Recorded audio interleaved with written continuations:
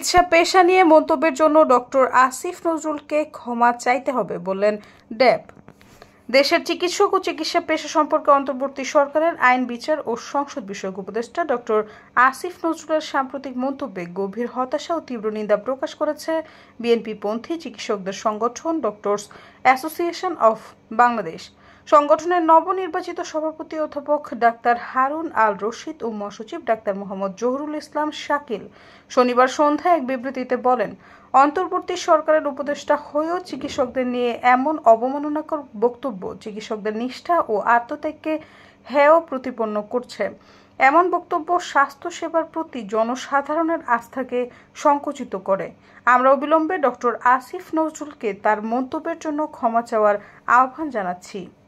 তারা বলেন, ন্যায্য বেতন ভাতা না পাওয়া সত্ত্বেও প্রত্যন্ত গ্রামীণ ক্লিনিক থেকে শহরের ব্যস্ততম হাসপাতালগুলো সমূহে বাংলাদেশের চিকিৎসকরা নিরলসভাবে চিকিৎসা সেবা প্রদান করে আসছেন। কোভিড-19 মহামারী থেকে শুরু করে ডেঙ্গুর প্রকোপ পর্যন্ত নানা স্বাস্থ্য সংকটে বহু চিকিৎসক জীবনের ঝুঁকি নিয়েছেন, কেউ কেউ প্রাণও হারিয়েছেন।